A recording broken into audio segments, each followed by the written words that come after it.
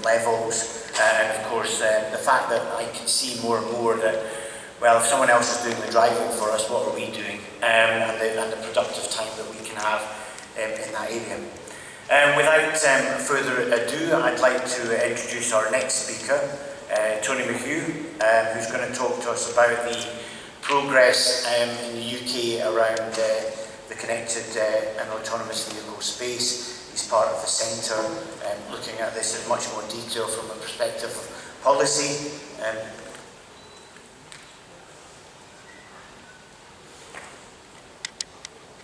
Over to you, Tom. Thank you very much.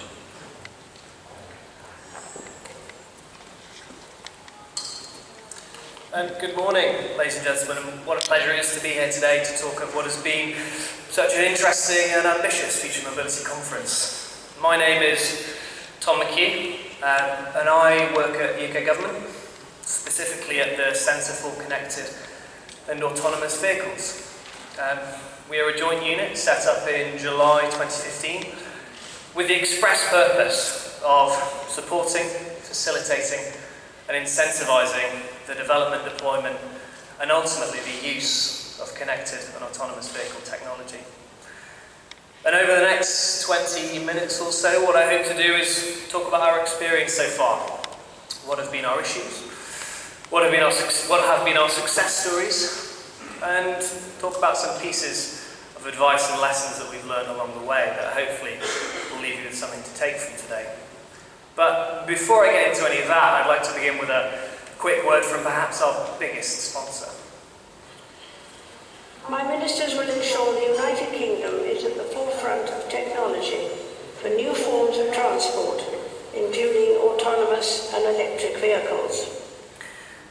So that was the Queen speaking in May this year at her annual Queen speech, where she lays out the legislative agenda for the Parliament that year. And we were really proud of the fact that a part of that legislative agenda this year was our insurance proposals for automated vehicles. And I'll get on to those in more detail later, but my favourite response to the Queen's speech was on Twitter. Only in the United Kingdom would someone arrive at Parliament in a horse-drawn carriage to tell everyone else to use driverless cars. Now, we in the UK Government, like many others here, can see the potential benefits from automating the driving task and connecting up the various different elements of our transport system. And these are numerous, and they've been talked about not just in this presentation, but in presentations yesterday and first thing this morning by Dr. Kiss. Fewer crashes, more efficient transport networks, more travel options for those who currently have few, helping those most vulnerable members of our society gain personal mobility that they never had before, and high-quality jobs in the future intelligent mobility sector. I remember yesterday one of the questions mentioned one of the studies that the Society for Motor Manufacturers and Traders commissioned last year in association with KPMG, estimating that the value by 2030 of the intelligent mobility sector in the UK will be in the region of £51 billion. An interesting 48 billion of that will likely be in the connectivity and automation sector. But again, I'll get on to that later. And like everyone else here, and like everyone else who spoke yesterday, we face the same challenges. You know, how do you regulate in what is an uncertain technological environment? How do you get maximum value from your research so that you're not duplicating work that's gone before and that you're genuinely taking forward the most important elements of development? And how do you secure the vehicles of the future against cyber attack? So, over the next 15 minutes, what I hope to do is share with you 4 lessons we have learned so far as we try to address those issues. The first of those is work together. And in this section I'll talk about our research and development programme in the UK and how we've brought together companies and organisations from a vast array of different sectors to work together in really interesting projects already in the UK. Solve the problems that are in front of you first. Secondly, and here I'll talk about our approach to regulatory reform and how we've tackled some of those thorny issues that have caused some of the biggest headlines in the automotive sector. Thirdly, keep learning. It's tempting to think of the pathway to the driverless car is a zero-sum game. You're either at fully driverless or not. But as we saw in the previous presentation, and as we firmly believe as well, there's lots of benefits to be gained along the way. And now, at that, I'll get on to my fourth point, which is, indeed, grab as much benefit as you can along the way. There are lots of things driving the development of self-driving cars. And these are developments in discrete sectors, such as data, such as machine learning, all of which will offer their own benefits and their own products, separate to driverless vehicles. So I'll talk about that as well. So firstly, work together. In the UK, taken together, there is $500 million of investment going into research and development projects on connected and autonomous vehicles. Over the next few years, that is, and half of that's coming from government. And when I did this same presentation last year, I referenced our 3 driverless car city trials. And they're on screen now at the moment. They are UK Auto Drive, which is a project based in Milton Keynes and Coventry, the Gateway project, which is based on the Greenwich Peninsula in London, and the Venture project, which is based in Bristol, just northwest of London, as well as the Compass 4D programme, which is an intelligent transport systems project focused on connectivity in Newcastle and the northeast of England. But since then, we've announced a further £20 million of government investment into a programme including 8 new large-scale research projects which are taking place across the country. And excitingly, we've also seen Volvo, and we've also seen Jaguar Land Rover launch their very own exciting programmes in the UK too. So there are a huge number of organisations now working in the UK. And what I think is genuinely interesting about the UK's programme is who is involved in taking them forward and what they're trying to achieve. And this next slide gives you a real flavour of just how many people are involved in the tests in the UK. And this is something that I'd like you to take away from today, is the fact that our tests are not just discrete items with one company involved in them, and nor are they just projects with lots of different companies involved in them. They're projects with a variety of companies involved in them. So not only do we have manufacturers and software companies working together, we have charities such as Age UK, we have councils, and we also have insurers. And it's that real mix that creates really interesting, innovative projects we're finding.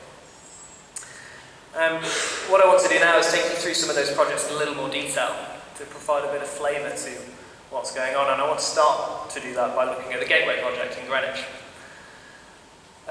This is one of the 7 automated shuttles that will be taking people around the Greenwich Peninsula in London from early next year as a part of that Gateway project.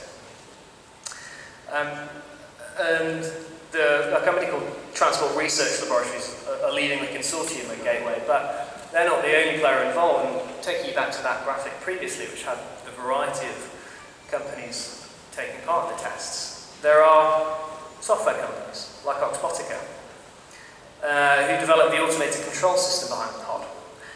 And this on screen now is a video of the LiDAR scan they took whilst their automated pod was operating around the Greenwich area. And the thing that strikes me about this LiDAR scan is not just the fact that this is an autonomous pod working in a complex, dense urban environment, but as you'll see as the video develops, it's an autonomous pod that's working in a dense urban environment which is fully populated with people as well. And that's one of the things we've been most interested in about these trials, is not just seeing how these systems and technologies perform in the environment, but how they interact with the people in that environment and how the people in that environment interact with them. It's one of the key outputs, and we're really looking forward to finding out in more detail what the results are. And yes, there are manufacturers, such as Westfield, who built the shuttle, which you saw at the beginning, based on an existing design already in operation at Heathrow Airport. The picture you see there is a shuttle between terminals. And yes, there are research labs, like Transport Research Laboratories, who, as I mentioned, are leading the consortium of the Gateway project in Greenwich. And they've been involved in autonomous vehicle development since the 1960s. And you can see on the screen a Citroën being tested there. I like to think in a slightly more cavalier manner than is going on at the moment. But there are other partners, and I mentioned Greenwich Council. They are the municipal authority, and they're keen to understand what the system could do to help them solve their transport problems. And for me, this is a key point. The reason why these local areas are hosting these trials is obviously because it's an exciting and innovative thing for them to be doing, but it's also because they have real transport problems that they genuinely believe these automated systems can help to solve. And as I mentioned, it's a real mix. So it's not just Greenwich Council, but the Royal College of Art, who are interested in finding out what autonomy means for the future of vehicle design. And the Royal Sun Alliance, an insurance company, who are keen to explore what automation means for the future of their business model. And to move on to Milton Keynes now, here is a pod from the Pathfinder project there. This will feed into UK Autodrive, which will feature 40 similar such pods. And the municipal authority Milton Keynes are, as I say, like with Greenwich, exploring this as a genuine potential future transport node for people in the city. And in Bristol, here is a Wildcat from the Ventura project, which is taking place there, looking in particular at the human-machine interface issues that we tend to see at the end of level 2 and the beginning of level 3 vehicle technology. What are the key issues we need to solve in order to introduce this technology in a safe, efficient way? All of these examples are part of a program that we really believe is collaborative by design. We currently have a £35 million research call out, which closed last week, and that research call was asking for projects which focused on not level 3 technology demonstration, but level 4. And as Dr. Kiss mentioned previously, level 4 is a real game changer in the automated world, because level 4 is the first level at which the driver steps out of the loop and delegates control to the vehicle system. So we're really excited to see what those projects will turn out, and they'll be beginning next year. So secondly, solve the problems that are in front of you. And here I'll talk about a regulatory program. Our approach to regulatory reform is that there are some problems that you can solve through regulations and rules. And there are some problems you don't need to solve through regulations and rules. And there are some problems you can actually create through regulations and rules, as I'm sure some knowing faces around the room will testify to. But in the UK, we want to focus pretty ruthlessly on the first of those. Keep an eye on the second, and stay well away from the third. So that begs the question, what problems can you solve first? And what we concluded is that there is a genuine need to have an open regulatory testing environment.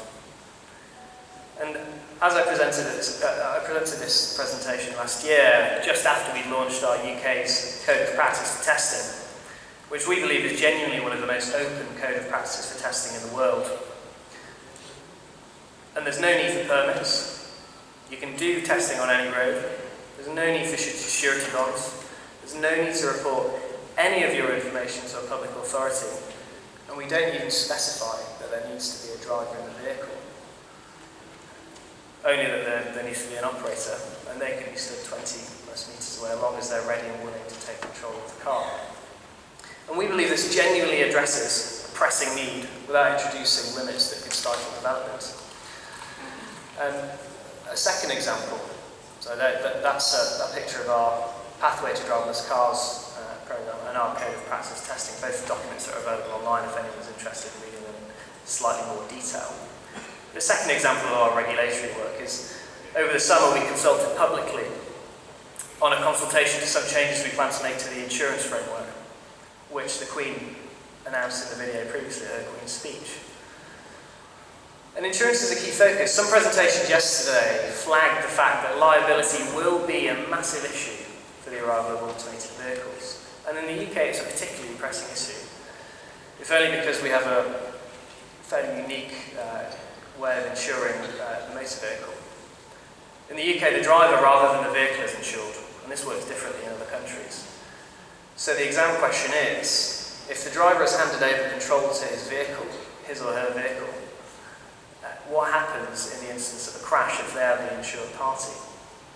There's a big liability problem. And we believe in practice that this will eventually be worked through in the courts. But this will be easier if manufacturers and insurers have time to develop products to cover this sort of situation. And to give them that time, we're acting now. And in acting now, we're becoming one of the first countries to change their national legal framework to get ready for automated vehicles. And in addition, this consultation covered the fact that we know that advanced driver assistance systems, such as Motorway Pilot and remote control parking, which were covered in detail in the last presentation, will be on or near to market very soon. And we want people in the UK to benefit from these systems and the innovative, excellent benefits they'll offer to the public as soon as they reach the market. But this is phase one of what we're consciously treating as a rolling programme of reform. But what links all these examples is the need to act now. So secondly, solve the problems that you need to solve first. Thirdly, keep learning. A key question for us in the UK is what will the impact of connecting autonomous vehicles be on our transport networks? And this isn't a theoretical problem for us. We need to direct investment now to deal with the transport problems of 20 or 30 years' time. There's a programme in the UK called the Roads Investment Strategy, which is looking at what investment needs to go into our road networks so that we're able to make the right decisions now for what the motoring society will look like in 20 years' time. And we're being asked to make projections as to what the impacts of autonomous vehicles will be on that. And as people have mentioned previously, lots are convinced that the advent of autonomous driving will lead to a massive reduction in traffic flow. But then you'll hear lots of others saying the exact opposite. So we're working in an uncertain environment. And it's a really tough issue. If you can find someone that can tell me when the first fully autonomous vehicle will roll off the production lines, well, beyond anything else, I'd quite like a business card. So I want to share some work that we've done to try and get somewhere along the line to solving that issue. And one tool in our box is microsimulation. And microsimulation is using agent-based models to get a sense of the impact of different scenarios on different parts of the transport network. Now, microsimulation can't give us the final answer. It's a really useful place for us to start. And we found something very interesting. And I'll share 2 videos to demonstrate this now. Here is the first video, which shows a simulated motorway with a mixture of autonomous and non-autonomous vehicles. On the left-hand side of your screen is the legacy fleet of conventional vehicles. And on the right, a model of what the behaviour of assertive connected autonomous vehicles will be. And as the video makes clear, what's to watch out for here is the separation distance, the headway between each of the vehicles. And not surprisingly, as you can see there, autonomous vehicles drive with less headway.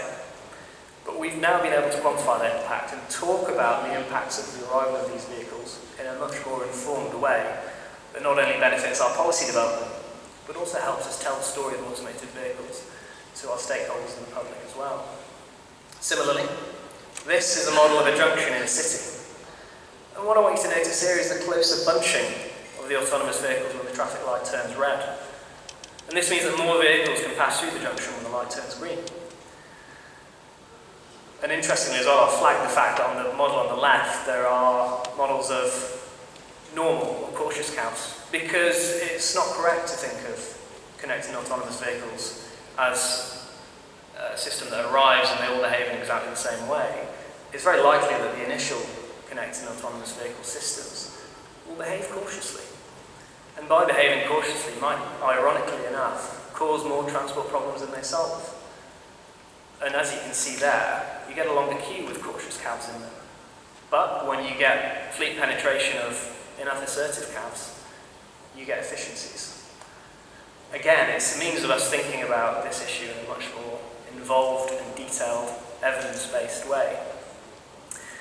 But this isn't the final answer, as I say, and the many economists in the room will rightly tell me we now need to consider second-order impacts, which we intend to. But it's step one, and a good foundation to build on. We intend to publish these results soon. Similarly, we also firmly believe that public perception is going to be a key factor in whether this technology will succeed. But we are really frustrated by the lack of robust evidence on social and behavioural aspects of connected autonomous vehicles.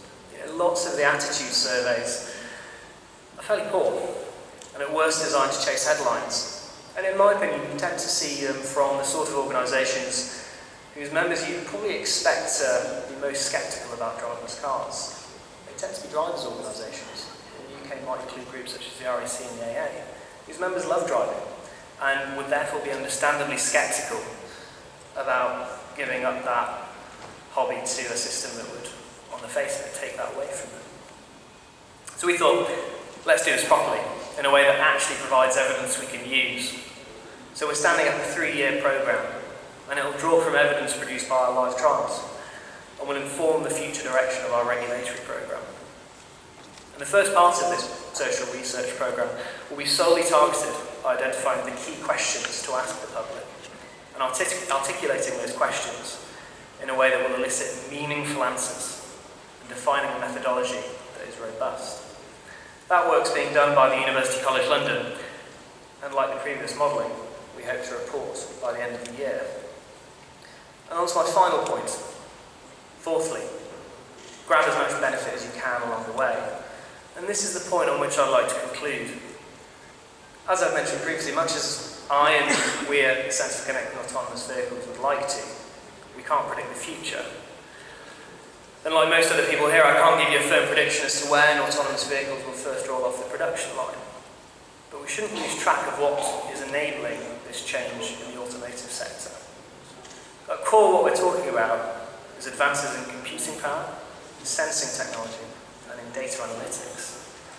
Self-driving pods and self-driving vehicles are but one application of those advances. And we are on the pathway to the driverless car, as lots of manufacturers have testified to at this conference.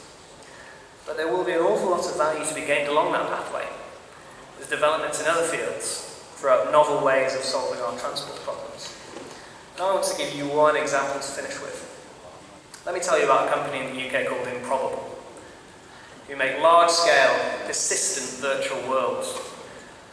Improbable started out in computer gaming, creating the environments for role-playing games. Well, it turns out the ability to create a virtual world that realistically models the behaviour of a large number of agents is actually a really useful thing for understanding how cities work, especially if you can then use that programme as a platform on which you can layer other models. And here is a model of Milton Keynes, the host of the UK Autodrive project. And this video was produced with the Transport Systems Catapult and Immense simulations, using that software, showing pedestrians and pod users interacting in a live urban environment. You can see it's a very easy way to visualise what the real-world impact of these pods and these modes of technology will be. This platform has also been used to simulate Manchester, and it's now being used by transport planners in the UK to help them consider options for transport innovation more widely. I find this amazing. And I wonder how many other similar applications we will see as these technologies progress. So to recap, work together, solve the problems that are in front of you, keep learning, and grab as much benefit as you can along the way. If you want to know more about the UK programme, please feel free to grab me. I'd be very happy to talk in more detail about any of the items I've discussed in my presentation. And please do follow us on Twitter if you're interested more broadly in following the activity that's taking place in the UK. Thank you very much.